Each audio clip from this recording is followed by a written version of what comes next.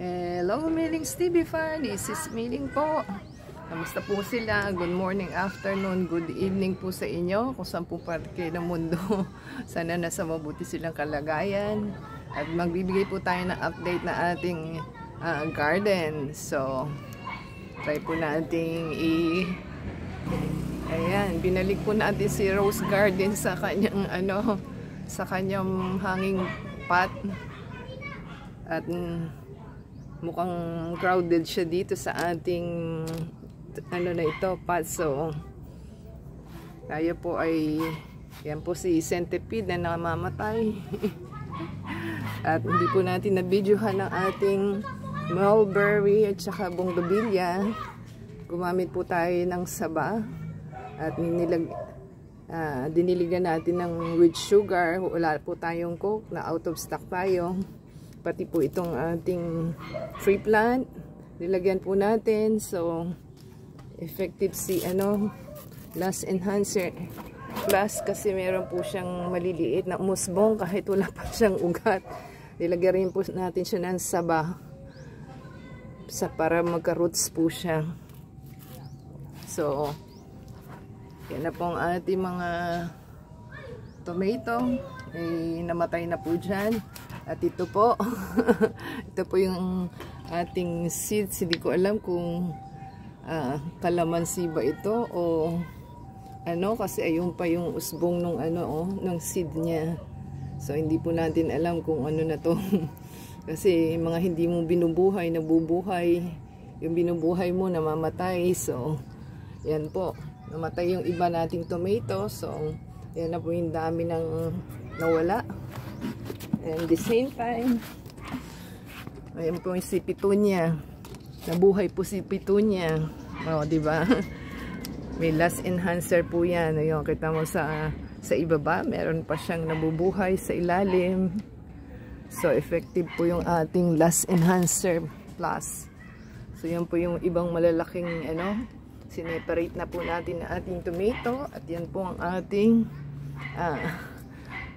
ongoing na tomato na meron na po siyang nakaantabay. Kaya lang dito parang kulang pa po siya.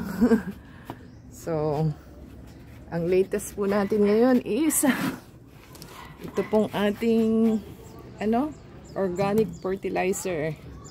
Gumawa po tayong organic fertilizer para po meron tayong pandilig.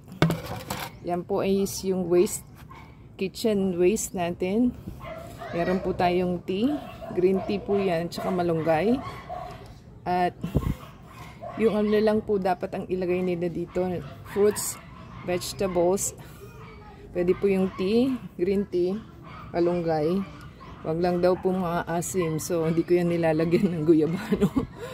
So yan po yung ating update na ating organic waste na pang fertilizer para po tumaba ang ating mga tomato.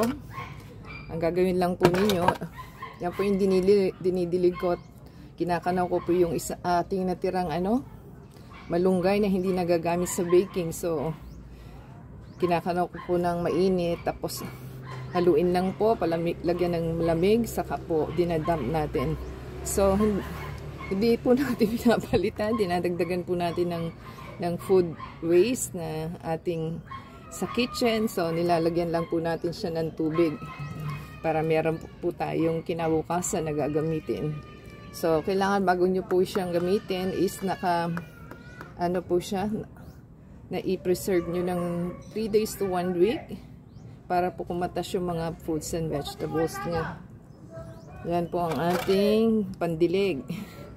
Para po hindi na mamatay ang ating mga tomato kasi ongoing na po siya. So, yan po ang ating latest na update. At pati pala itong money plant na ito, tinanggal po natin siya sa mother niya. At patay yung dalawa kasi. So, nilagyan ko rin po siya ng sabain. Diniligan ng sugar para po mabuhay at magka-roots siya. At ito po yung ating onion. At ito po yung ating bell pepper na try po tayong gumawa. And ano ba yung naitanim ko dito? Nakalimutan ko na. Ito, bell pepper yata ito.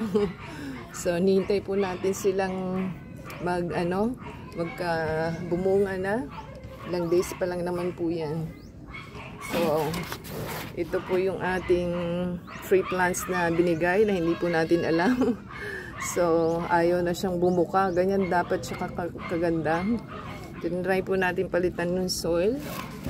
At ewan ko kung mabubuhay siya. Pero hindi siya nalalanta. So ibig sabihin nagtatampo at hindi natin alam kung saan natin yung pot siya ilalagay. So ayan. So hoping na mabuhay siya. At yan po yung ating mga money tree na nabuhay po, na ating isinuk. At ngayon po ay buhay na siya. Hindi na siya kasi malago na po yung kanyang mga roots. Kaya po itinanim na natin. Sana po ay nagustuhan nila ang ating video. At yan po ang ating latest. Give us a thumbs up. Comment down below po sa status ng ating mga plans. And the same time, paki-play po, support sa ating video, ang ads and the video from beginning to end. And add sa Facebook, Twitter, TikTok, and Instagram. Until next time po, God bless everyone.